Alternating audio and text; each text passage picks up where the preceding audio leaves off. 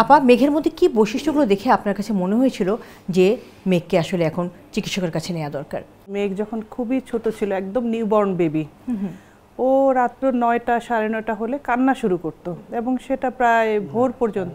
এমনও সময় গেছে যে আমরা ওকে একটা কাপড়ের মধ্যে দিয়ে দুইজনে ধরে দোল দিতাম, একেবারেই তো নিউবর্ন ছিল, দেখি ঘুমায় কিনা। হোল নাইট কান্না করতে করতে তারপরে শেষের দিকে ভোরের দিকে ঘুমাতো। প্রত্যেক দিনের রুটিন হয়ে গেছিল সেটা? আমরা খাওয়া দাওয়া করে রাতে ডিনার সেরে রেডি, ঠিক 11টা থেকে 11:15টার মধ্যে সে কান্না শুরু করলো।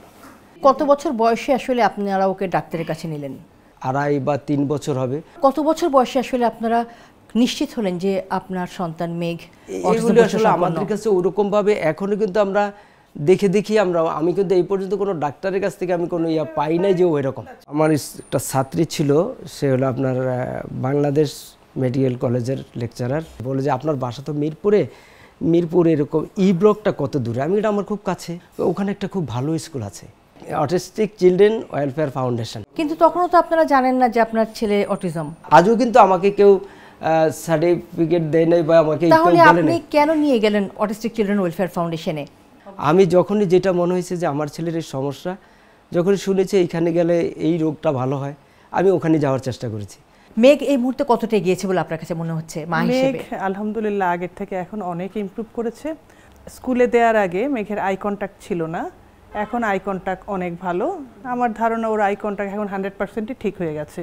আর স্পিচ ছিল না, ও একদম আর্লি এজে শুধু মুখ দিয়ে একটা সাউন্ড করতো, বি বি বি বি এরকম সাউন্ড করতো। এখন সে তার স্পিচটা এসছে, কথার পিঠে কথা হয়তো বলে না, কিন্তু নিডগুলো বোঝাতে পারে 2-3টা শব্দ দিয়ে। তারপর স্কিল ডেভেলপ করেছে, সে ব্লকের শাড়ি করে, হ্যান্ড পেইন্ট শাড়ি করে, আচ্ছা, অনেক কাজ করে স্কুলে। মোটামুটি এই ইয়েগুলো আছে। আর আরেকটা জিনিস হচ্ছে, ও যখন একদম ছোট ছিল ও আমার সাথে সাথে সব কাজ করতো। আপনাকেও সে নানা রকম সাংসারিক কাজে সাহায্য করে, সেটা শুনতে চাই কোন কোন ধরনের কাজগুলোতে সে আপনাকে সহযোগিতা করে? ও যখন রান্নার সময় হয়, যদি দেখে যে আমি এখনো রান্না করে আসছি না, আমাকে মনে করিয়ে দিবে। ফ্রিজ থেকে মাছ বের করে রাখা, মা ফ্রিজে, মানে এই 2টা শব্দ বললো, আমি কিন্তু বুঝলাম যে এখন মাছ মাংসগুলো বের করে ভিজাও। এই কাজগুলো আমাকে ও মনে করিয়ে দেয়, আমি কিন্তু ভুলে গেলে ও ভুলে না। মেঘের এখন এই 18 বছর বয়সে এসে কি কি নেতিবাচক আচরণের সম্মুখীন হলেন মেঘের মা হিসাবে? স্কুল থেকেও আমাদেরকে বলেছিল যে ওকে সপ্তাহে 2 দিন নর্মাল স্কুলে দেওয়ার কথা। তো যখন স্কুলটা শিফট হয়ে উত্তরাতে চলে গেল, তখন আমরা একটু সিরিয়াসলি খুঁজতে লাগলাম যে কোনো স্কুলে দেয়া যায় কিনা, কোনো একটা পাবলিক স্কুলে।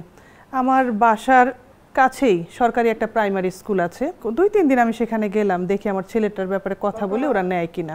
এখন তো গভর্নমেন্টের একটা রুল আছে যে সরকারি স্কুলগুলোতে এদেরকে নিতে হবে।